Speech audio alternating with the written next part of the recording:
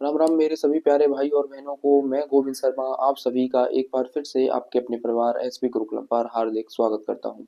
उम्मीद है आप सभी लोग अच्छे होंगे, स्वस्थ होंगे और शानदार सी क्लास को लेने के लिए आप सभी मेरे साथ जुड़ चुके होंगे। तो जैसा कि आपने थंबनेल पर देख लिया होगा बच्चों कि आज की जो क्लास में मैं आपको पढ़ाने वाला हूँ वो है कि किसी भी संख्या को जो अपरिमेय हो उसको हम कैसे सिद्ध करते हैं कि वो एक अपरिमेय संख्या है। ये क्वेश्चन आपका 4 मार्क्स का आता है। यदि देखोगे तो हम सिद्ध क्या करेंगे आज की क्लास में कि सिद्ध कीजिए कि रूट 5 एक अपरिमेय संख्या है। इस वाले क्वेश्चनों को सॉल्व करेंगे तो यहाँ से जो आपका कम से कम आएगा वो 4 मार्क्स का क्वेश्चन देखने के लिए मिलेगा। यदि इस चैप्टर की बात करें तो हम चैप्टर कौन सा है, ये रियल नंबर। यहाँ से कभी कभी ये क्या होता है 4 नंबर का आ जाता है, कभी क्या होता है 2 नंबर का आ जाता है और कुछ हमारे एमसीक्यू भी आ जाती है। तो मान के चलिए हम 4 नंबर का आज एक क्वेश्चन जो सॉल्व कर लेंगे और ये गारंटी है ये एग्जाम में आता ही आता है। क्या हो सकता है रूट 5 की जगह रूट 2 दे दे, रूट 3 दे दे, उसको प्रूव करवा लेगा कि ये एक अपरिमेय संख्या है। इसलिए हम बड़ी अच्छी तरीके से आज को इसको सॉल्व करेंगे और यहाँ से अपने 4 नंबर अपने अच्छे तरीके से पक्के करेंगे। तो सबसे पहले क्या करना है, आपको वीडियो को लाइक करना है और वीडियो को अंत तक जरूर देखना है, तभी आपको ये क्वेश्चन अच्छे से समझ में आएगा। वीडियो को लाइक कर देना, वीडियो को ज़्यादा से ज़्यादा शेयर कर देना और चैनल को सब्सक्राइब करना ना भूलना, ताकि जो नेक्स्ट क्लासें आए उनका आपको नोटिफिकेशन समय से मिलता रहे। तो चलिए हम इसको अब क्या करते हैं, प्रूफ करते हैं, देखते हैं कैसे हम इसको सिद्ध करेंगे। तो सिद्ध करना है कि रूट 5 एक अपरिमेय संख्या है। तो सबसे पहले क्या हमको प्रूफ क्या करना है कि वो रूट 5 क्या है, एक अपरिमेय संख्या है। क्या है अपरिमेय संख्या? हमारी जो रियल नंबर होते हैं, यानी कि जो हम पढ़े कौन सा टॉपिक रहे हैं आपका, रियल नंबर। तो रियल नंबर यानी कि वास्तविक संख्या।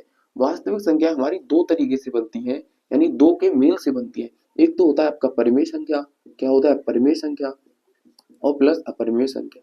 इन दोनों के मेल से ही हमारी क्या बनती है, वास्तविक संख्या मिलती है। हमसे प्रूफ करवा रहा है अपरिमेय संख्या, इसको प्रूफ करवाना है। हम यदि ये प्रूफ कर दें कि ये परिमेय संख्या नहीं है तो कौन सी संख्या होगी, वो अपरिमेय संख्या ही होगी। तो हम प्रूफ करेंगे, पहले देखेंगे कि परिमेय हो सकती है नहीं। यदि परिमेय नहीं होगी तो हम कह देंगे कि वो क्या है, एक अपरिमेय संख्या है। तो चलिए प्रूफ करते हैं। तो सबसे पहले हम क्या करेंगे, परिमेय संख्या को प्रूफ करना देखेंगे। तो माना रूट 5 एक परिमेय संख्या है, परिमेय संख्या है। यदि मान लेते हैं कि रूट 5 हमने एक परिमेय संख्या मान ली, क्या मान लिया, रूट 5 एक परिमेय संख्या मान ली। और हम जानते हैं कि जो परिमेय संख्या होती है वो परिमेय संख्या बराबर क्या होता है आपका, परिमेय संख्या संख्या बराबर क्या होता है, पी अपॉन क्यू। यानी कि कोई भी परिमेय संख्या होगी तो वो अपनी पी अपॉन क्यू के रूप में होती है। और यहाँ पर आपका जो क्यू होता है वो not is equal to zero, यानी क्यू का जो मान होगा वो आपका जीरो नहीं हो सकता। और जो P and Q both are, P and Q दोनों क्या होते हैं आपके, पूर्णांक होते हैं। क्या होते हैं, पूर्णांक, यानी कि इंटीजर होते हैं। दोनों ही आपके क्या होते हैं, पूर्णांक होते हैं। ये आपको चीज ध्यान रखनी, क्या होता है, एक पूर्णांक होता है। और यहाँ से आपकी परिमेय संख्या की एक कंडीशन आती है, परिमेय संख्या की एक और कंडीशन आती है, वो भी आपको ध्यान रखनी है, क्योंकि इस वाले क्वेश्चन में वो कंडीशन आपकी बहुत ज्यादा इंपॉर्टेंट है कि पी और क्यू में कोई उभयनिष्ठ गुणनखंड खंड न हो। यानी कि जो परिमेय संख्या होती है उसकी दो कंडीशन होती है। फर्स्ट कंडीशन उसको हम पी अपॉन क्यू के रूप में लिख सकते हैं, जहां पर आपका Q not is equal to zero हो और जहां पर आपके पी और क्यू दोनों ही आपके क्या होते हैं, एक पूर्णांक होते हैं। और दूसरी कंडीशन आती है जो इंपॉर्टेंट है, इस कंडीशन को आपको ध्यान रखना है। ये जो कंडीशन है वो आपकी इंपॉर्टेंट कंडीशन है कि पी और क्यू में कोई भी आपका उभयनिष्ठ गुणनखंड नहीं होना चाहिए। जैसे उभयनिष्ठ गुणनखंड की बात करें तो जैसे 5 गुणा ए लिखा हुआ है और नीचे आ गया 5 भी, तो दोनों में क्या है आपका 5 5 कॉमन है। तो ये एक परिमेय संख्या नहीं होगी। ये इसको पहले हम काटेंगे तो ए अपॉन बी एक परिमेय संख्या होगी, न कि इसको हम परिमेय संख्या कहेंगे। पहले जब हम उसको काटेंगे तब उसको हम देखेंगे कि परिमेय संख्या है नहीं। अभी यहाँ पर हम परिमेय संख्या नहीं कह सकते, नहीं इसको अपरिमेय कहेंगे। तो पहले हम इसको चेक करेंगे कि परिमेय हो सकती है तो काट के देखेंगे, तो भी अब वो आपकी परिमेय संख्या होगी, अन्यथा वो अपरिमेय में चली जाती है। ठीक है ना। तो ये तो आपकी कुछ कंडीशन हो गई। अब यहाँ पर क्या करेंगे, तो परिमेय संख्या को √5 माना था हमने, तो √5 बराबर मान लेते हैं P/Q, यानी परिमेय संख्या बराबर P/Q, और परिमेय संख्या ही हमने √5 को माना था, तो दोनों आपस में क्या होंगी, बराबर होंगी। यहाँ से जब सॉल्व करोगे तो यहाँ से हम Q बराबर निकालते हैं, तो Q बराबर निकालोगे तो P/√5 ये हो गया, क्योंकि √5 Q को इधर ले गए तो √5 को हम इधर ले आए, तो P/√5 हो गया। अब क्या करेंगे, दोनों साइड पर, दोनों तरफ वर्ग करने, अब दोनों तरफ क्या करेंगे, हम वर्ग कर देंगे, तो दोनों तरफ वर्ग करोगे तो यहाँ पर क्या होगा, Q² बराबर P²/5, क्या हो गया, P²/5। यहाँ से आपकी एक कंडीशन निकल कर के आती है कि इसको मान लेते हैं समीकरण नंबर फर्स्ट, क्या मान लेते हैं, समीकरण नंबर फर्स्ट। अब यहाँ से आपकी एक कंडीशन निकल कर आएगी कि यदि P² 5 से विभाजित है तो P भी 5 से विभाजित होगा,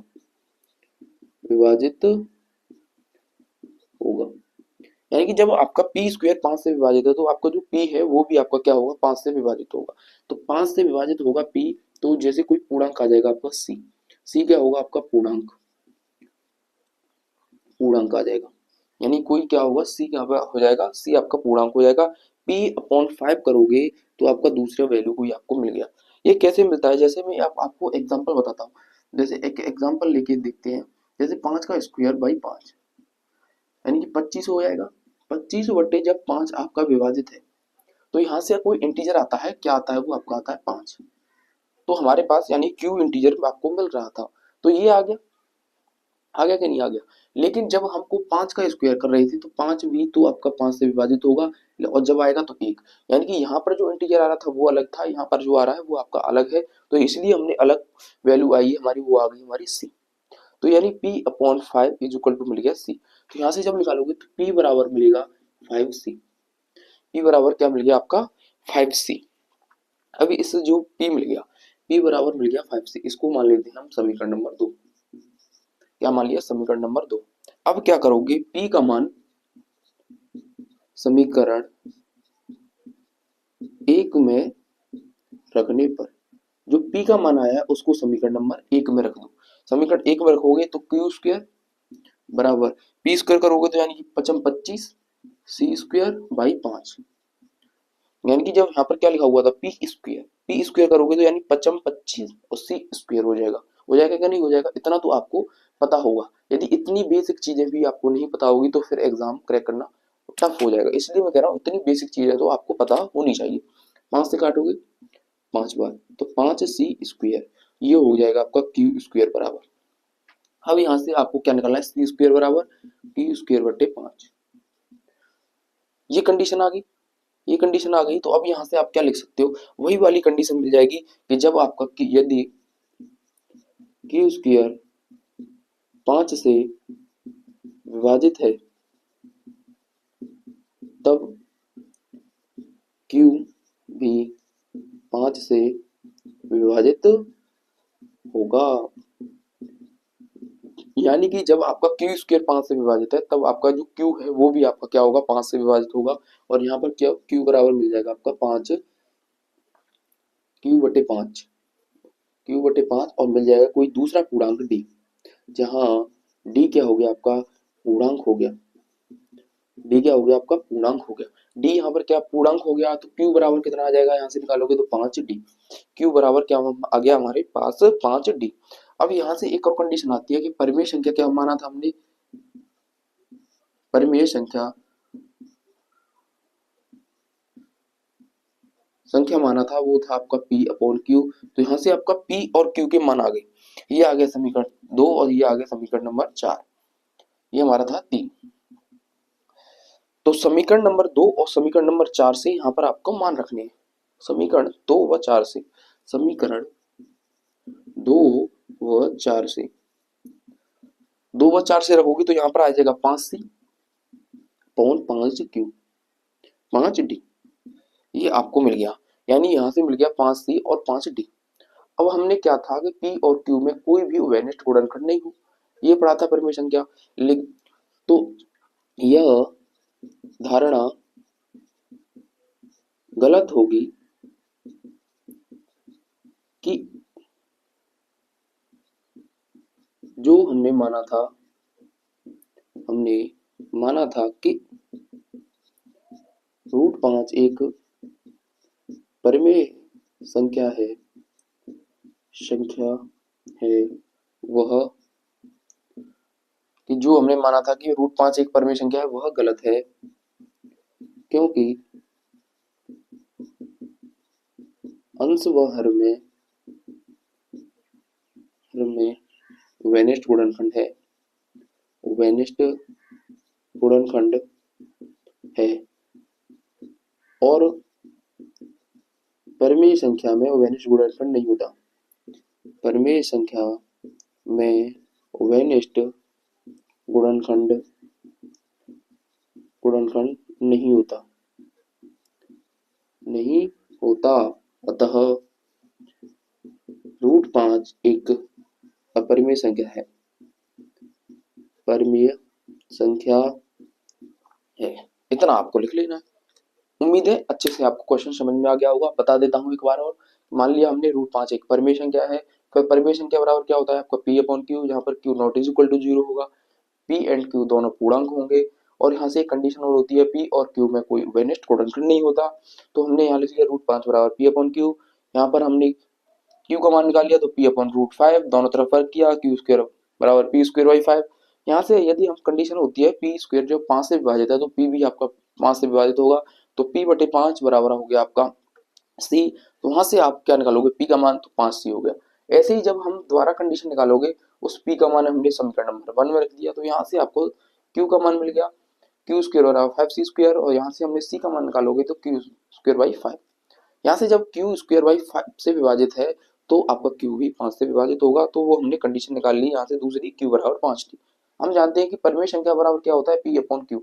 इस कंडीशन में जब आप समीकरण 2 व 4 से मान रखोगे तो 5C/5D आ गया। अब ये धारणा गलत होगी कि जो हमने माना था कि √5 एक परिमेय संख्या है वह गलत है, यानी जो हमने मान लिया था ये धारणा आपकी गलत है। क्यों गलत है? क्योंकि अंश व हर में वेनिस्ट गुणनखंड है, वेनिस्ट गुणनखंड है और परिमेय संख्या में वेनिस्ट गुणनखंड नहीं होता, क्योंकि यहाँ पर हमको वेनिस्ट गुणनखंड मिल गया और मैंने बताया है कि गुणनखंड नहीं होना चाहिए, इसलिए अतः √5 आपकी क्या होगी, एक अपरिमेय संख्या होगी। उम्मीद है ये क्वेश्चन आपको अच्छे से समझ में आ गया होगा। तो जो फर्स्ट चैप्टर था आपका रियल नंबर, उस चैप्टर का सबसे इंपॉर्टेंट क्वेश्चन मैंने आपके सामने करवा दिया है। उम्मीद है आपको अच्छे से समझ में आ गया होगा। कोई डाउट हो तो आप कमेंट कर सकते हो। वीडियो पसंद आई हो तो वीडियो को लाइक, चैनल को सब्सक्राइब और वीडियो को ज्यादा से ज्यादा एक बार शेयर कर दीजिएगा। मिलते हैं नेक्स्ट क्लास में। जय हिंद, राधे राधे, जय श्री कृष्ण।